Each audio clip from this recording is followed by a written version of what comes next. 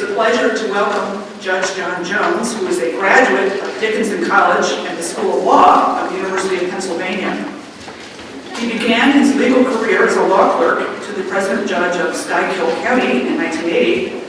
Thereafter, he spent several years in private practice before being selected by Pennsylvania Governor Tom Ridge to head the Pennsylvania Liquor Control Board.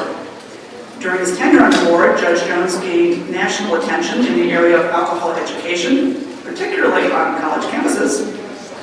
These accomplishments were recognized with the Government Leadership Award from the National Commission Against Drunk Driving in 2000. In 2002, Judge Jones was named to the federal bench in the Middle District of Pennsylvania by President George W. Bush and was unanimously confirmed by the U.S. Senate. Judge Jones has presided over many noteworthy cases during his time on the bench, including several important free speech cases. In adjudicating these cases, Judge Jones earned a reputation for fairness, thoroughness, and judicial independence, skills that would serve him well in the landmark case of Kitzmiller et al. Versus Dover Area School Board. In 2005, the school board of a small rural town of Dover, Pennsylvania, under the influence of two members who were religious fundamentalists, sought to prevent the adoption of Brown University Professor Ken Miller's renowned biology textbook for 10th grade biology class because, I'm quoting, it had too much emphasis on evolution. The decision resonated with many in the community, leading to additional attempts to minimize the teaching of evolution. The board also made a book based on intelligent design entitled Of Pandas and People available as an alternative to Miller's textbook and required the reading of a statement to biology students that, quote, evolution is just a theory, not a fact, unquote. Several parents in Dover sued the school board for improperly introducing religion into science classes, a violation of the Establishment Clause of the First Amendment. That case landed in Judge Jones' court. Passions flared on both sides of the issue. The once sleepy town of Dover was transformed into a media circus as advocates for both sides pressed their case. Parallels between Dover and the Scopes monkey trial of 1925 were inevitable and apt as the incendiary mixture of religion, science, and politics came together in Judge Jones' courtroom. Despite the potential for chaos, Judge Jones provided exemplary leadership in presiding over what was to become a seminal case. Legal precedent was the touchstone that guided his thinking. Moreover, Judge Jones showed an impressive ability to understand and articulate key epistemological differences between religion and science. On December 20th, 2005, Judge Jones rendered his very readable 139-page opinion in which he found that the Dover Area School Board and its quest to put intelligent design into biology class was an unconstitutional violation of the First Amendment. Because Dover Area School Board had been replaced in its entirety in the previous election, no appeal to the Supreme Court would be forthcoming. The decision made by Judge Jones exacted a huge personal toll. He was vilified by his fellow members of the Republican Party, despite having served it with distinction throughout his life. He was branded as an activist judge by Phyllis Schlafly, Bill O'Reilly, and Ann Coulter, although his judicial record indicates that precisely the opposite is true. Judge Jones spent Christmas of 2005 surrounded by bodyguards due to the death threats made against him. Nonetheless, Judge Jones considers the maintenance of an independent judiciary to be essential to a democratic society and has been outspoken in arguing for that principle. He is, in short, a man of courage and honor. The importance of Judge Jones' ruling to modern science cannot be overstated. The conflation of science and religion has become commonplace today. Despite years of teaching scientific literacy, students in K-12 education and adults continue to have difficulty in distinguishing between scientific information that is based on testable, falsifiable hypotheses and religious ideas that are based on the authority of divine texts. The quality of our lives and our competitiveness in the world economy depend on our ability to contribute to the next generation of scientific discoveries. Judge Jones' decision is perhaps the single most important contribution to maintaining the integrity of science in American society that we will see in our lifetimes, a fact recognized by Time magazine when it added Judge Jones to its 100 most influential people list. So, it is with immense pleasure that I yield the floor to Judge Jones, and I ask you to give him a great big Buckeye welcome.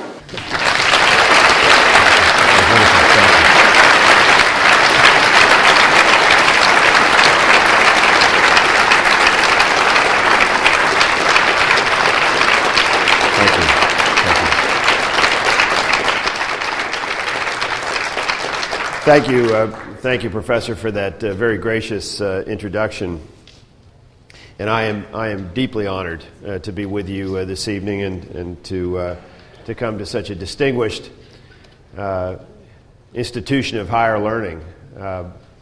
Now, I will tell you that, of course, that was an over-the-top and not deserved introduction. However, I'll take it. But there was one part of the introduction that was wrong. I actually attended the Dickinson School of Law of the Pennsylvania State University. Now, don't come out of your seats. When I went there, it was an independent law school, and after that, it was merged into Penn State. But I've been joking with folks back home that this might be the worst week for me to come into Buckeye country. But I'm okay. I'm harmless, and I'll be out of here by the time the game starts. I'm leaving tomorrow. I know that I'm here because of the Kitzmiller versus Dover case. I've joked that federal judges don't get out too much and they don't go too far. Since deciding the Kitzmiller case, I've had some amazing things happen to me, both good and some not quite as good. I've had invitations to speak literally from around the world, and I enjoy it. I think that it's incumbent upon us as federal judges, if we have the bully pulpit, as Teddy Roosevelt used to call it, to get out and take advantage of that while we have a little bit of time in the spotlight, and talk about some of the issues that I'm going to share with you tonight. And I understand that this is a mixed crowd, some interested in science, some interested in the larger issues, perhaps, of the case, some interested in politics, some simply interested generally in things that are topical and current, and perhaps want to hear a federal judge chat a little bit about his experiences. I understand, too, that for those who are in the science community, or at least many in the science community, I am your champion and for some a hero. I wear that mantle uneasily. I did my job. I was a temporary expert. I am not a scientist. I am not a biologist by any stretch of the imagination. And I want to explain to you tonight a little bit about our system of justice and how judges work. And I want to talk about, again, what I've referred to as my Dover experience and how it's allowed me to pivot from that and talk about how judges work, the rule of law, judicial independence, and very fundamentally our wonderful Constitution and Bill of Rights in the United States.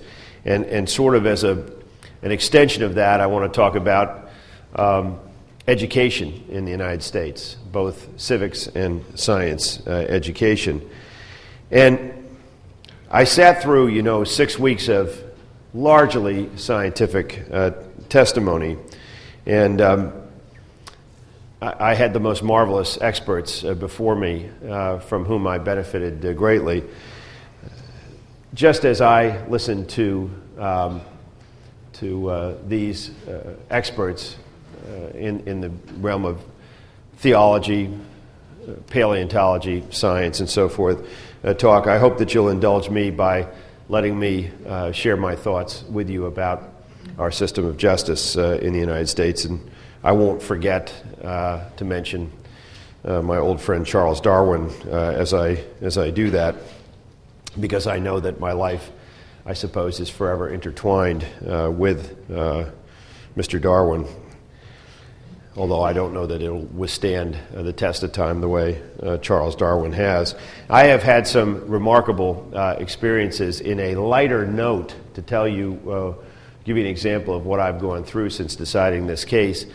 And Susan mentioned that I had this most marvelous honor from Time Magazine, and there were some others that you can't even imagine, you can't get your brain around. I come from a small town that is near the Poconos in Pennsylvania. I could never have imagined that one case would thrust me into the spotlight. But to give you an example, about a year ago, and I don't know if any of you had an opportunity to see it, it'll be broadcast again, and I commend it to you if you have any interest in the subject, but Nova, the PBS show, did a documentary called Judgment Day. They expanded to 2 hours, and it was about my case.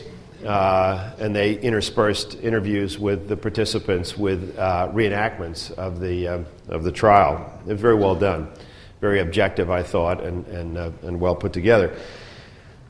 They had an event in New York City about a month before the show aired, and they invited me to come up. It was a panel discussion, and I try to be careful that I don't put myself in a debate situation. I don't think it's good form for us to try to go out and be apologists or explainers of our opinion. And as I frequently say, if you can't get it over 139 pages, there's not much more I can do for you. So I went to this event, and it was at the Carlisle Hotel in New York. It was a very Tony hotel. And it was moderated by a fellow by the name of Sir Harold Evans. And Sir Harold Evans is a distinguished journalist, former editor of a major newspaper in London. He's married to Tina Brown. For those of you who read her books, she's done biographies of people like Princess Diana, and they're sort of a power couple in New York. And they had a couple of us on the panel, and they had a reception before the panel started, and here I am. I find myself at this thing in New York. It was just one more amazing, astonishing thing that's an offshoot of this case. And a woman starts to walks up to me, and she's getting closer and closer, and with a clear purpose to come up and introduce herself to me. And I look, and she looks awfully familiar. And as she gets a couple steps away, I realize who it is. It's Kathleen Turner, the actress. And she sticks out her hand and she says to me in that smoky voice, she says, well, she said, Judge Jones, I'm Kathleen Turner. Well, she didn't have to tell me that. I knew who she was. And she said, I want you to know that you're a particular hero of mine since deciding that case, that Kitzmiller versus Dover case. And I'm just looking at her, and I'm not thinking about the Dover case, but I was thinking about that scene in Body Heat that she did with William Hurt. Or for you younger folks here, I was thinking about Jessica Rabbit. And these are the things that have happened to me in a more comedic vein, but on a somewhat darker and perhaps more troubling note, what I've learned from this experience, my Dover experience, if you will, is that Americans are having a real hard time with both science and civics, and we need to pay some attention to it, particularly as it attends the judiciary and how judges work. If you poll in the United States today, you will find that approximately 15% of our fellow citizens can identify John Roberts as the Chief Justice of the Supreme Court of the United States. However, 65% of our fellow citizens can identify at least one judge on the television show American Idol. Now, in the context of my Dover experience, this case arrived on my docket in December of 2004, and thereafter we had a year of active litigation culminating in a 6-week trial, many interim rulings, arguments from counsel, and so forth. We also had voluminous post-trial submissions, amicus or friend of the court filings that I had to wade through, and as I said, it culminated in a 139-page opinion.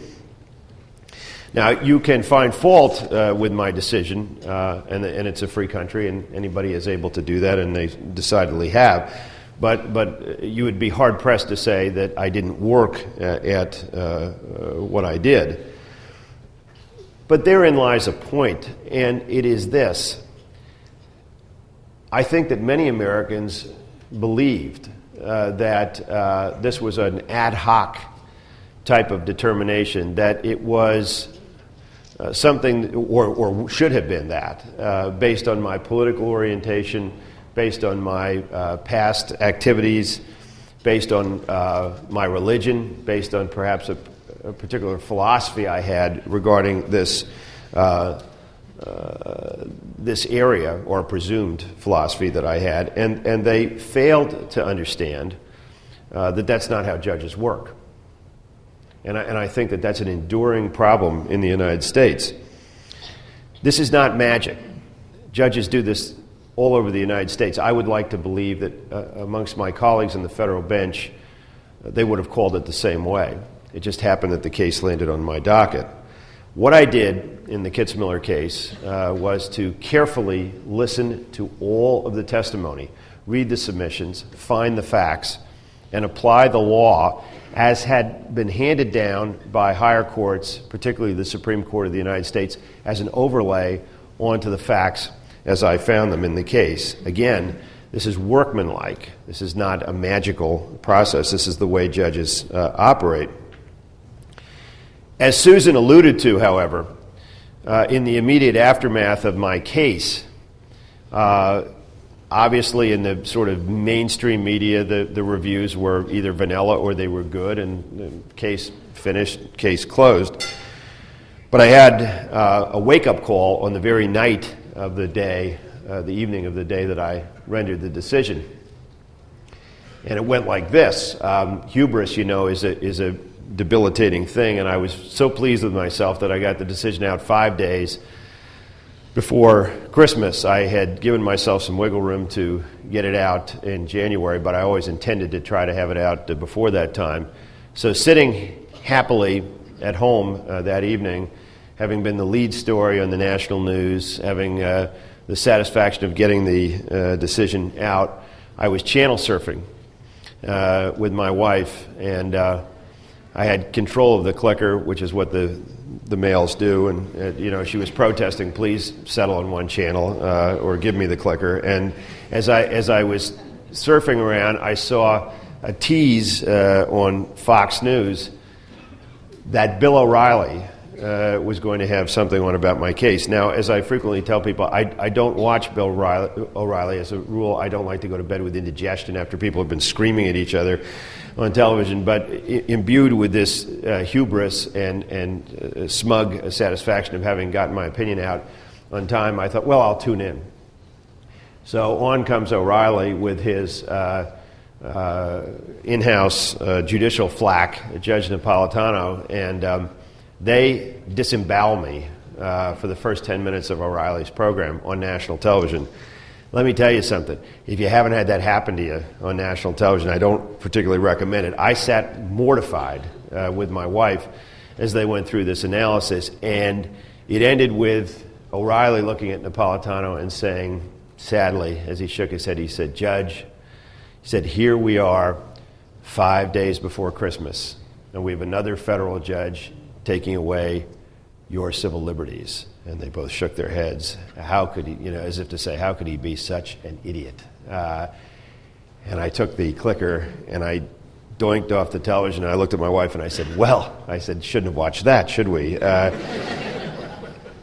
that wasn't it, because following that, the Reverend Pat Robertson opined that the town of Dover was so stupid that it was very likely that shortly thereafter there would be a natural disaster that would lay waste to it, and by a direction might take me with it. Phyllis Schlafly, and she's sort of a generational figure, and for the younger folks in the audience, you might not know her, but she is a conservative firebrand, to say the least. came out with a column that was entitled "Judge's Unintelligent Rant Against Design." And she said this, and I would paraphrase, she said, John Jones was appointed to the federal bench by President Bush. President Bush was elected by evangelical conservatives, and Jones, in thanks, turned around and stuck a knife in the backs of those who helped to bring him to the dance in deciding the Kitzmiller case. And then the final blow was struck by none other than Ann Coulter, who in her book that you may recall was a very provocative book. I guess all her books are provocative, but this was in 2006. Her book Godless has a multi-page screed about me, and she describes me as a hack, that I have no place being on the bench, and that I missed the point and didn't get it.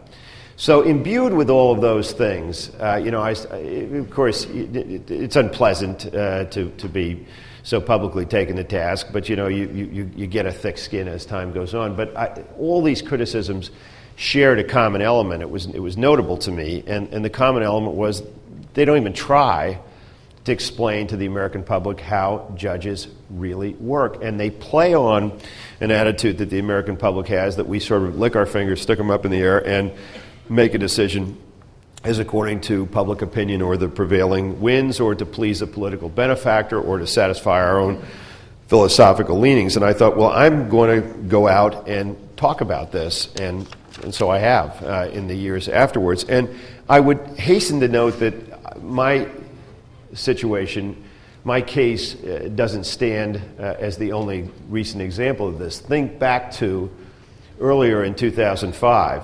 There was another notable case, and I'm sure you remember it, Terry Schiavo. And that was truly a life or death case. But Congress hastily moved in early 2005. I would suggest they couldn't help themselves, and they legislated federally a mechanism to allow the Schiavo case to be taken out of the state courts in Florida and into the federal courts. It was really improvident legislation. I think even some of the backers will tell you now that it was an ill-considered move. It landed on the docket of a friend of mine in Florida who's, as I am, a federal district judge, and his name is Jim Whittemore. Whittemore had a brand new law, and he had an injunction, and unlike me, he only had a couple days to decide it because they were seeking a restraining order. It was truly life or death.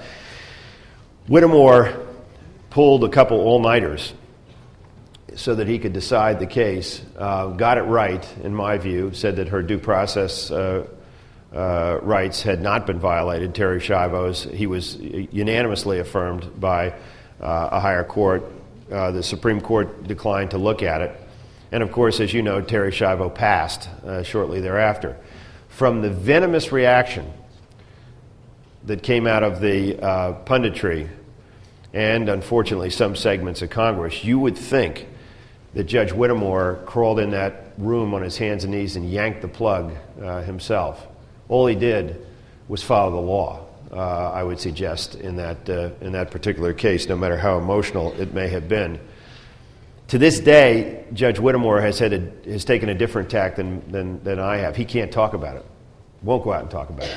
He was so scarred by what happened, and as the professor alluded to, just like I did, Judge Whittemore had death threats after he decided his case, as I did. I spent the Christmas holidays with marshals, United States Marshals, in my house in 2005. Judge Whittemore had a similar experience during his time handling the Schiavo case. A pretty sad statement when you think about it.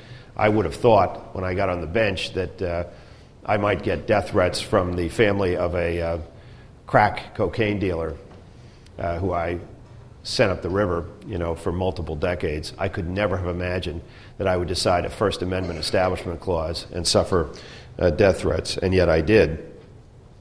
Why then is this happening?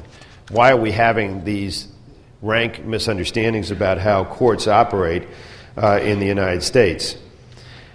I think that it's a product, as I mentioned earlier, of an American public that doesn't understand how judges operate. And then you take that, and I think really it goes hand in hand with a failure to have a good bedrock civics education, and you put the overlay of the punditry on top of it. The Coulters, the O'Reillys, the Schlaflys, et al. And I don't want to restrict this to right or left, because we shouldn't do it, because I'll tell you, all of you know examples on the other side of the political spectrum, if I can be so bold.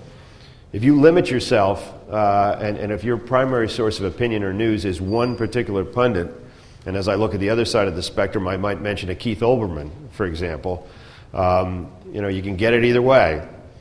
If that's what you're getting, if that's your champion, and you're not enlightening, if you're not enlightened by looking at the other side of the spectrum, then woe is you, I think, and particularly if you accept a pundit as a source of news. How many people do you know, and particularly if you're older and you're along in years a little bit, who will tell you, Rush said today, and the next thing you're going to hear, has morphed into it's their opinion because Rush said it.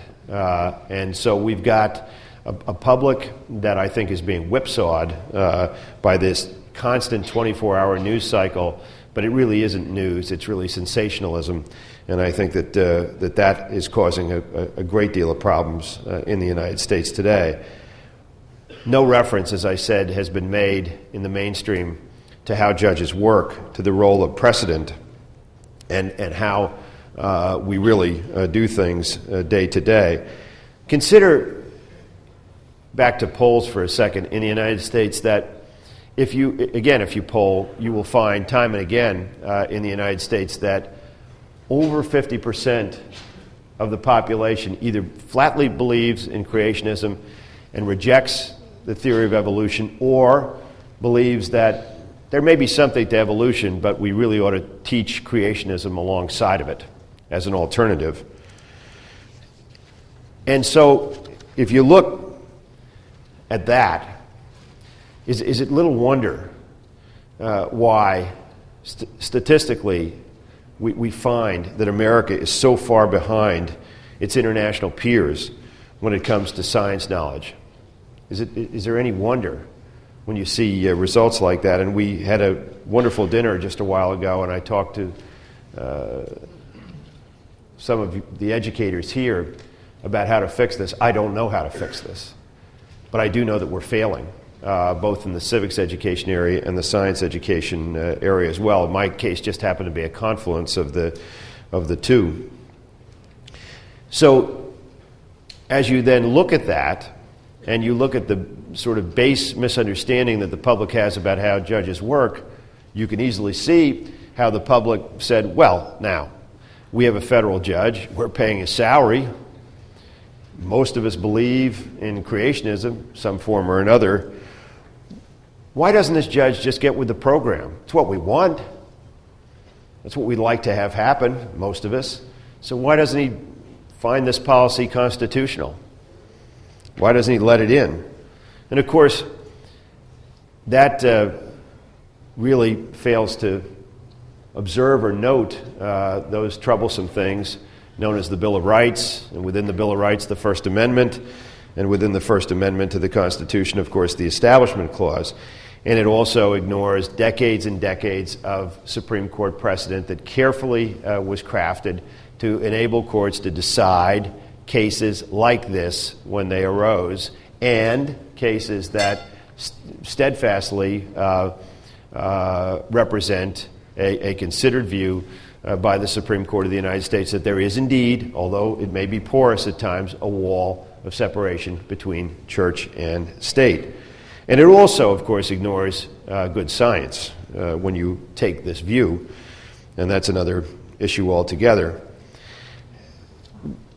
Fundamentally, what the American public, I think, time and again fails to note is what the framers, with their essential genius, intended.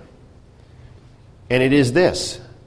There are 3 articles in the Constitution that create, respectively, the Congress, the executive, and the judiciary.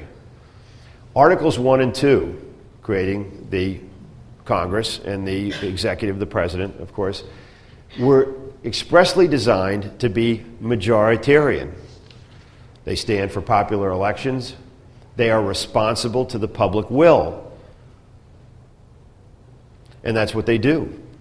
And they're supposed to be in touch daily with the wants and the needs of the public. Now, they have to observe the Constitution, of course, but they're in position to satisfy the public needs, to try to pass laws that reflect the public will as it may exist from time to time. But the third branch, the branch in which I serve, was designed not to be majoritarian, but to be non-majoritarian. Are we responsible to no one because of that? Well, of course not. This is not an unfettered judiciary doing what it pleases. To the contrary, we are responsible as judges to the Constitution of the United States and to the Bill of Rights and to the law of the land. Different constituency, if you will, than Articles 1 and 2. Given that, what I suggest to you, as my fellow citizens and Americans, what we need to do is get more engaged on these topics. Now, I hope you weren't required necessarily to be here tonight. Perhaps some of you were, but to the extent that you weren't, I commend you. To the extent that you are, you haven't left yet, so you must be getting something out of this. But I think that we need to be more engaged on these topics. I think we need to find better ways to educate our fellow citizens, and particularly for you students, for whatever you choose to go into. It may be into the world of academia, it may not, but you're going to be members of your communities. One of the lessons in Dover, incidentally, is be careful how you elect school boards. So it isn't just that we need to learn to teach better. We need to learn how to elect better people who set the agendas for those who choose to teach. To relate back then and reflect for a moment again on our Constitution, I know that, as I mentioned earlier, my life is forever now intertwined with Charles Darwin. As Time magazine described me, I was the judge who stood up for Darwin. And I'll fade. Darwin will stay out there. I know that I'll fade, but as I've joked with people, I don't know much about how my decision will hold up. I know that I've probably written the first line of my obituary. That's about as far as it goes. But consider that in 1831, when Darwin was still quite a young man, in his 20s, there was another young man who was born just 4 years before Darwin, who traveled to the United States, this young country, to research what would be his magnum opus. And that work was called Democracy in America, and his name, for those of you who've studied in this area, is Alexis de Tocqueville. And some of Tocqueville's observations that were made as he released that work 170 years ago are terribly insightful, and they're eerily prescient as we look at them today. And I was caused recently to go back and see what Tocqueville said. He recognized, as he studied America in its infancy, its relative infancy at that time, that we have an imperfect system of government. But he said this: in examining the Constitution of the United States, which is the most perfect Constitution that ever existed, one is startled at the variety of information and amount of the discernment that it presupposes in the people it is meant to govern. The government of the Union depends almost entirely on legal fictions. The Union is an ideal nation which exists, so to speak, only in the mind, and whose limits and extent can only be discerned by the understanding. So Tocqueville, a foreigner, 170 years ago, recognized the necessity of our citizens to be engaged, educated, and to understand the rights and privileges that flowed from our Constitution and our system of government. Sadly, those lessons somewhere have gotten lost over the century and 3/4 since he wrote that. He apprehended, Tocqueville, long ago, what is often lost today, that our system of checks and balances, and in particular our judiciary, was designed to protect against the tyranny of the majority. This means at any level, and cast this in the context of my case, the Kitzmiller versus Dover case. For those of you not intimately familiar with the facts, the lawsuit that landed on my docket was started by parents of students who either were about to take or would soon be taking the 9th grade biology course in which intelligent design was being injected. These parents didn't have recourse at the ballot box for some time. The election was far off. And yet, a tyrannical majority of a school board had decided to thrust ultimately what was unconstitutional into the school curriculum.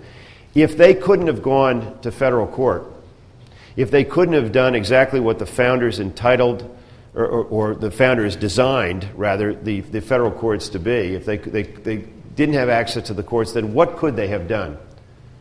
What could they have done?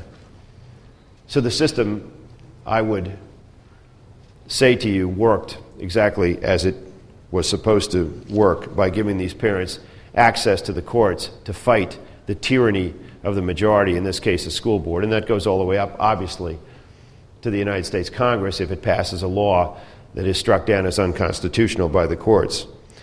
And Tocqueville also admired the adaptability of the Constitution, based, as aforestated, on an ideal. But he recognized as well that it, at its essence, it was not easily modified,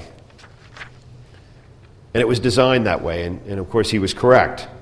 Consider, when you look at our Constitution, that over its 220-year history, there have been over 10,000 attempts to amend it, of which only 27 have succeeded.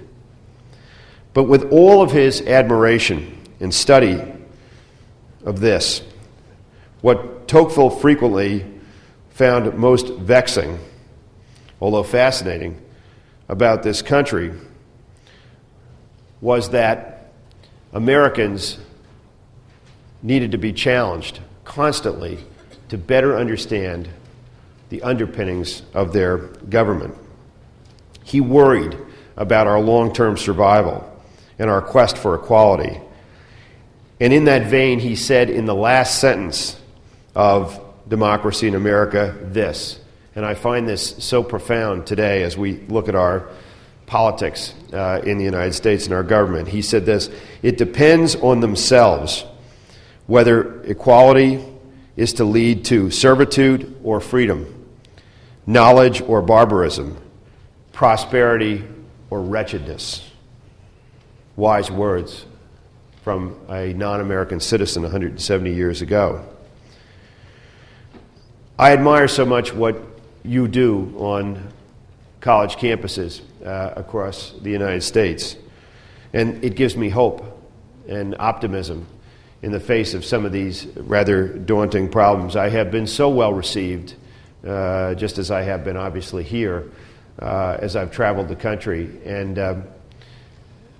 I think that that's wonderful, and it shows that maybe we have a higher level of engagement than I might have apprehended on some of these issues, particularly in, as I said, wonderful institutions of higher learning such as Ohio State.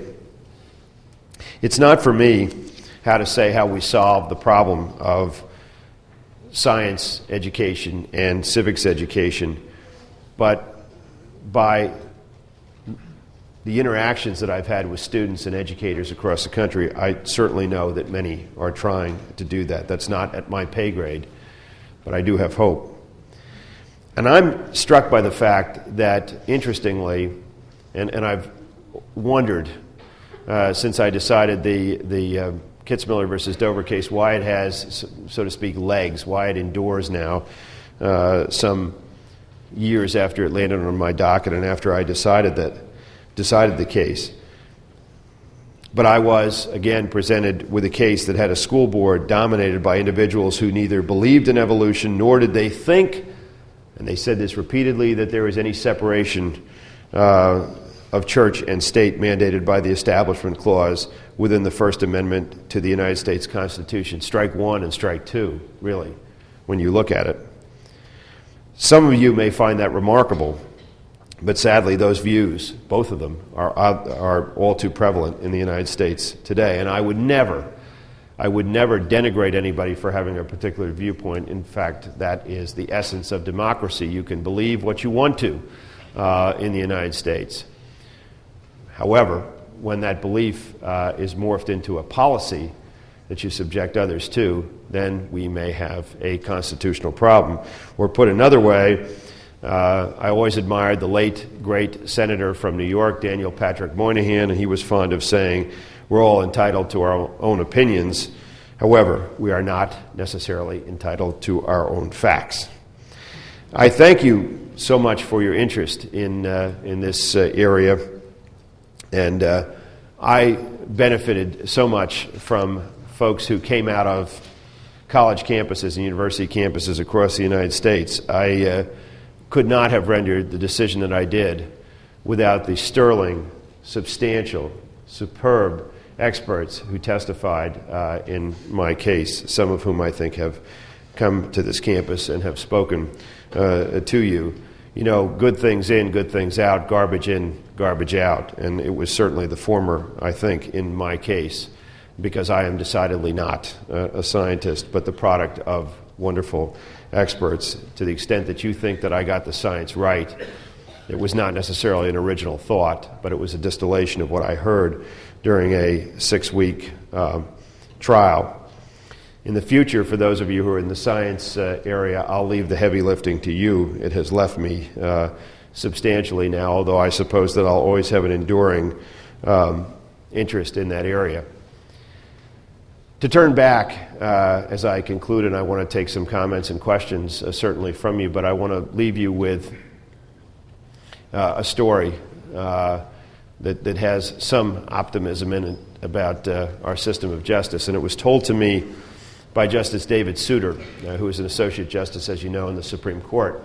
And he described for me an encounter that he had in the Supreme Court chambers a couple of years ago. A Russian judge, the equivalent of a Russian Supreme Court judge, was visiting the Supreme Court that day. And Justice Souter was tasked to take that Russian judge for a tour with his interpreter, the Russian judge's interpreter. And so they set about touring the inside. He got kind of the cook's tour of the Supreme Court because of his high rank as a Russian judge. They found themselves in the judge's conference room, justice's conference room, which is a very exclusive, secretive place that very few folks have seen. It's where the justices literally sit and hash out cases and assign cases and do substantial work on the court. And there is a large mahogany table in that room. And so Justice Souter said to the Russian judge, well, he said, as he ran his hand over this beautiful table, he said, let me tell you, Judge, that around this table, every significant decision, or every decision really, by the United States Supreme Court has been debated and in large measure decided. And the Russian judge listened to the translation and he smiled and he said, well, my dear Justice Souter, what do you think the most important decision decided around this table was? And without too much thought, Justice Souter said, well, I think, Judge, that it was Brown versus Board of Education. And you remember Brown versus Board of Education that dealt with integration, segregation issues, busing, and so forth in the 1950s. And as that was being translated to the Russian judge began to smile. And he shook his head, "Niet." And Souter was mesmerized. And he said, you obviously disagree. He said, what do you think the most important decision was, Judge, that we've decided on this court since 1937? And through the translator, the Russian judge said, I think the most important decision was United States versus Nixon. And for those of you who are not familiar with that decision, that was the Supreme Court case in the 70s whereby President Nixon was forced by the Supreme Court to honor a subpoena by a special prosecutor commanding that he turn over tapes from an Oval Office taping system during the Watergate controversy in that time. He had resisted that all the way through the federal courts up to the Supreme Court. In a unanimous 9-0 decision, the Supreme Court said, no, President Nixon, you must turn those tapes over, in the face of Nixon saying that they were privileged. He was stopped from doing that by executive privilege. And the Russian judge said, well, Justice Souter said, why is that, in your view, the most important decision? The Russian judge said, you see, Justice Souter, to those of us in the Soviet Union in the 1970s, for us to see that the most powerful man in the most powerful country in the world could be made to answer and bend to the rule of law was so impressive and so magnificent, because he said, I dare say that would never have happened in the Soviet Union at that time, and unfortunately, I'm not sure, he said to Justice Souter, that that would happen in Russia today. He said, that's why your system is so great, and that was so impressive to us at the time. And I still believe that. Speed bumps, potholes, detours that we may have, we do have the best Constitution, and we have a marvelous system that is a beacon of hope in the world. So I'm honored to be with you tonight, and we've got some time. I'll take some questions before we wrap up. Thank you so much for coming out to see me.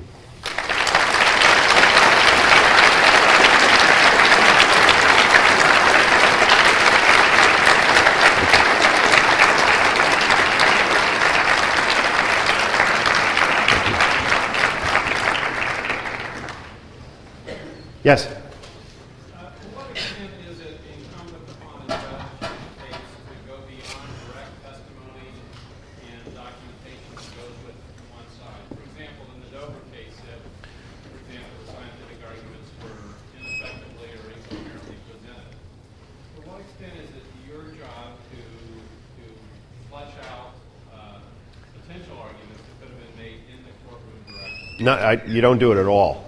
You don't do it at all. And I'm under the same constraints that I put my juries under. If any of you who've ever served on a jury, you know that the judge will tell you, do not do any research, don't try to make yourself an expert, don't get information outside the courtroom. Everything that you need, you'll get within the courtroom. Now, I did have to make sure that I was thoroughly versed in the relevant law. Now, that's a separate inquiry. So I had to read the various cases that had to do with disputes of this type, Establishment Clause cases, so that I was on my game as far as that's concerned. But I had to find the facts based on what was presented inside the courtroom. I'm not the Grand Inquisitor, and I don't have to go out and get my information from other sources. But that's a very good question. People ask me time and again, did you read up on the subject before the trial? Absolutely not. And I got what I needed within the courtroom, certainly. Yes? In your research on the law, how much did the Scopes trial figure, and what was the relation between that trial and what you got? It was nothing but a curiosity. I mean, it didn't help me at all, because it was really different. If you're familiar with the Scopes trial, it involved John Scopes being prosecuted for teaching evolution in the face of a statute that barred that, but there was no scientific testimony in that case. And in fact, if you know your history, John Scopes was put up to it. That was a show trial. I mean, he suffered a nominal fine. That was sort of to prove a point in its time. And it was that titanic struggle between Clarence Darrow and William Jennings Bryan. This was not a show trial. This was real business in a federal courtroom. That was a county court. The deck was stacked. Everybody knew how it was going to end, from the beginning. So, sort of contextually, it was interesting to know, because people called our trial Scopes too, but it didn't assist me. There was nothing persuasive or particularly compelling that came out of that trial, other than it dealt with evolution. That's where after that it pretty much departed. Yes, sir. To what extent is the concept or the word strict constitutional constructionism, is that a policy a concept that's real, or is it just a fancy catch? No, I think there is such a thing. We were discussing this earlier tonight. Justice Scalia, to give you an example, Justice Scalia will tell you, he is a very learned fellow. He may be someone with whom some of you disagree. Brilliant, however, and he has a particular judicial philosophy, and he, when he speaks of the Constitution of the United States, he calls it a dead document. A dead document. And that sounds odd, but what he means is if it's not in the text, it's not there.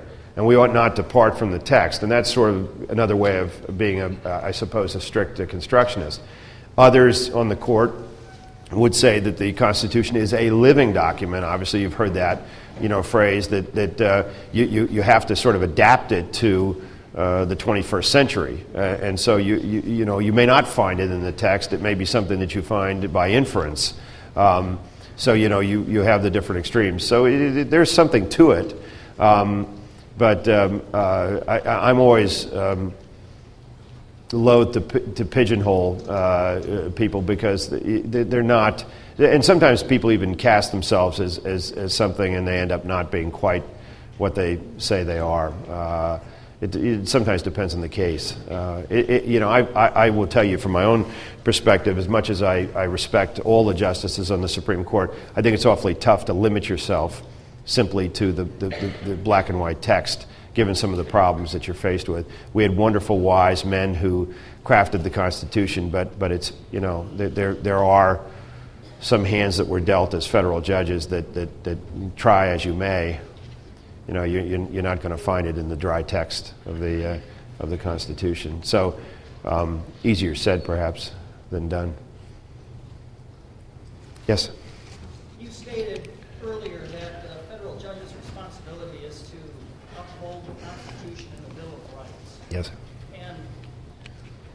And that's a wonderful thing, and I would like to believe that, and I have believed it through most of my life. But that depends on your belief, their personal belief that the judges have integrity and are willing to do that they're not being undermined by, let's say, ideology. Yes. In the past 8 years, there's been, my feeling is that the administration has undermined the Constitution, not upheld it. You've got the scandal in the Attorney General's office, for example. Yeah, but you're talking about the judicial branch. I mean, you can criticize government, but to my point about Article 1 and Article 2 and Article 3, you get a vote. You can take them out, and I'm heartened by the fact that, and I know you haven't finished your point, but I'm heartened by the fact that in terms of the judiciary, I think you'd be hard pressed. You may not like some nominees of the president. You can go up or down on it, but I think by and large. There's a certain consistency to the judiciary through all this. Any administration, you're going to find fault with, depending on your political orientation, one way or the other. That's, the essence of democracy. Yeah, but it still relies on having confidence that that's in fact the case. And when you have an administration that appoints judges that have pretty radical, it seems, at least according to the Senate, when you hear the decisions of whether they're trying to confirm them or not. It just makes everything very confusing. Actually, I wanted your opinion on it. Did you agree with my decision? Yeah. Well, the administration appointed me. Right. Well, but see, you ought not overgeneralize. Is my point, and I don't mean to put you on the spot, but I mean you can cherry pick judges in any administration and with whom you disagree, and then sort of broad brush it. At the district court level, where I serve. I don't think it's as doctrinaire. I don't think it's doctrinaire at all. I think there are some awfully good people who were appointed president, got me excluded, perhaps in the views of some. But I think let me tell you, the vetting process for federal judges is brutal. Till you get through the Senate and you get through the American Bar Association and everything else. There aren't too many clunkers, that get through the screen, till they get on the bench. You should have some degree of confidence, and again, present company excluded, but I know my colleagues, and I'm here to tell you they work at it. They really do. They try to call it correctly. But the skepticism that you have about the legislature and the president and so forth, that's endemic to the United States, and that's okay. And we're not perfect either. That's why they have appellate courts. I can blow a call the same way an umpire can when one curves around the foul pole and I miss it. That's why we have appellate courts. We do the best that we can, but we're capable of blowing a call occasionally, and there is a check in the system, which is an appellate court. But your skepticism and perhaps discontent with the other branches, we've had that since the beginning of the Republic, and that's okay. That's okay. People like you help, and opportunities like this help restore faith, keep at least maintain faith. So long as you agree with my decision, I mean, Not no, necessarily. No, I know, and I'm being facetious when I say that, but I appreciate that, and I hope that even for those who may disagree with my decision, and they don't always come out and hear me speak, but at least to know that somebody's willing to come out and talk about these things is good as well. We bring this on ourselves in government, by the way, and judges in particular. The tradition in judging is that we don't go out and talk about these things. We close the chamber's door, and we're not willing to face folks and talk to them about that. And I think we should. I think that's a part of the job. Yes. Has your Dover decision put an end to other school districts attempting to infiltrate their private creationist theory? I think that it. Yes, they're still at it. I think there are some folks here who know this issue better than I do, and we, in fact, share dinner together. And there are movements in other states to change standards. To allow something like this to get in, but I think that I can say probably with some truth that it arrested a movement that was really gaining ground in 2005. I don't know where it'll end up, but it by no means is finished. So I think the progression has slowed, but it certainly hadn't ended. Yes, sir. What is it about our system? What does it say about our system that we ought to look at decisions like yours, which I suspect will have greater and longer legs than you think, for the political process to follow it and learn from it, rather than the other way around? The implication of what you said is a majority disagreed with the school board. Yes. Yet the school board grabbed hold, and it wasn't until the judiciary stepped in that the whole country took full measure of the issue. What's going on? Well, I don't know that the majority did disagree with the school board. See, that's sort of the salient point, and if I could take that out of your question, there was a majority in the school board who were elected by the majority of the community, and they took their eye off the ball, because certainly the school board didn't, these candidates who became school board directors didn't campaign on a platform that we're going to get religion back in schools. They were, but I don't think that they were chosen very carefully. I don't think they were pressed. So from a public policy standpoint, I think one of the enduring lessons, not the enduring lesson, is watch who you put in public office. Be careful about what you do. It ended up costing the school district over $1 million in fees and costs till it was all said and done. Democracy is, again, in my view, very messy business. It was designed to be that way.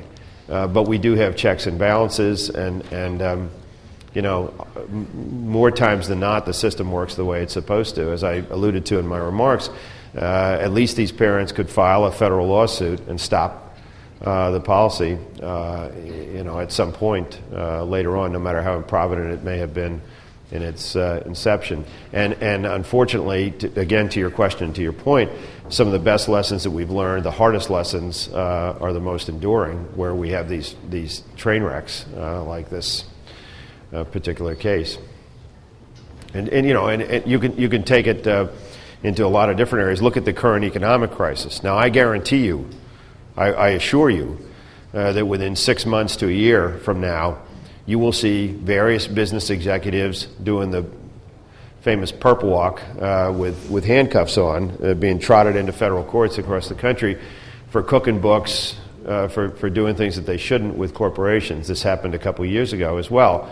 And we'll probably go through a period where everybody's going to keep their eye on the ball better in terms of how loans get made and how financial statements are rendered in corporations. But then it'll lessen over time and snap back. That's sort of the way of the country. We learn lessons, but they don't always stick. Yes, sir. You told stories about pundits and what they had to say about your decision. Did you hear anything from people above you, like in the appellate court or Supreme Court? Anybody saying? No. We don't get into each other's business. And if they're tasked to decide a case, if my case had been appealed, they would have spoken by their opinions. They don't render incidental advisory opinions. Believe it or not, we don't get into each other's business. I was kidding with somebody earlier tonight. I said, somebody said, how do your colleagues feel about your case and about you flying all over the country and giving speeches? And I said, they sort of enjoy it vicariously. And they said, what did they say to you during the trial? And they were sort of excited because very few judges ever get a case like this in their docket during decades and decades on the bench. Here I'd been on the bench 2.5, 3 years, and I ended up with this big case. But I said, we're sort of like UPS drivers, when we get together for lunch. Did you crash the truck? Did you tear the mirror off it? Were you on time? What happened? I mean, it's really, and it goes to that workmanlike thing that I talked about. What did you see? Did you get it right? Did you blow the call? Did you do your job, as judges? So no, I didn't hear from that. And another an oft asked question is, did I hear from the White House? Did I hear from somebody in Congress? Did they get into, what I was doing? Absolutely not. And to give you some, to the other gentleman's question here, to give you some faith in the process, that doesn't happen. When you get on the federal bench, you're emancipated, really, from the political processes, and it's respected. And I did not get inquiries from anybody on either side of this issue, and they respected the necessity for me to make this decision as I saw fit based on the law and the evidence. People have this view that if you're appointed by a particular president, you're sort of tethered to the mothership, and they call you with advice. They do not. And that obtains in any administration. They may not like that.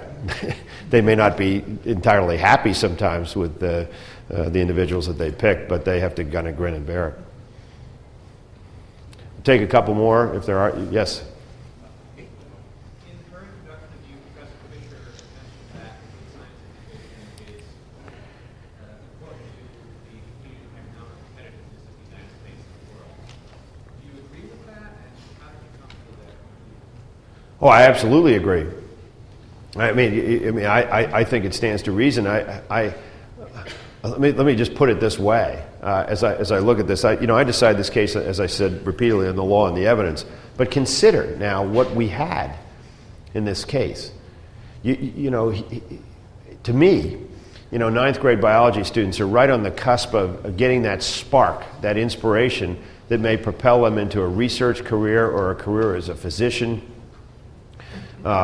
Somebody who literally could change the world by a discovery that they come upon. All these things that weave into a course of higher education beyond ninth grade, and we're going to teach them. We're going to attempt to teach them garbage, junk. That is really religiously based, posing as science. And interrupt that continuum when I think that you can really light that fuse that can lead them to a productive career in science. And here we stand today. We're mapping the human genome. We have these marvelous discoveries. We're trying to cure cancer, Alzheimer's, you name it, heart disease, all the things. And we're making great progress in these areas.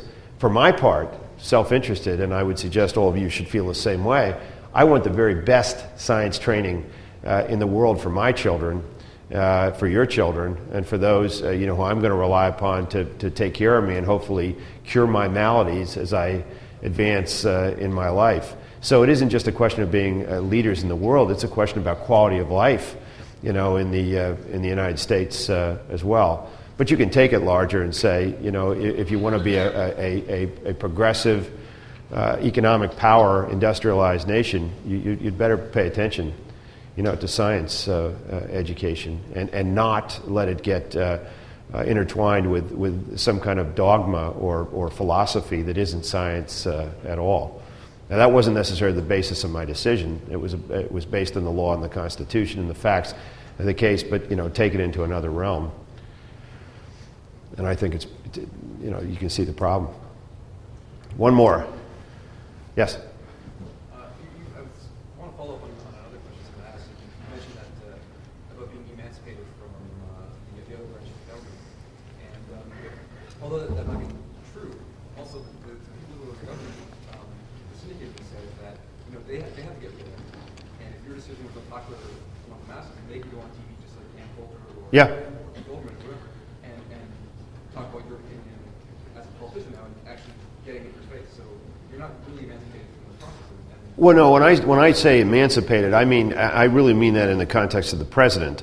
You're emancipated from the president who appointed you. You know, they raise you sort of like a child. They take you through the confirmation process. The president calls you, appoints you, takes you through the process. But once you raise your right hand and you get on the bench, that's the moment of emancipation from the person who appointed you. He's no longer your benefactor to the extent that you're beholden to what his opinions are. And I don't mean the emancipation in the sense that you're not going to get criticized by either the president or the Congress. Listen, that's, again, the essence of democracy. I may wince when I take a shot from a member of Congress or the Senate who disagrees with my decision, and certainly there were some who did, but I accept that. That's fine. And you know, they may, you're right. I mean, they're beholden to the electorate, and if their constituents disagree and they mail them and they say that this is the way they want them to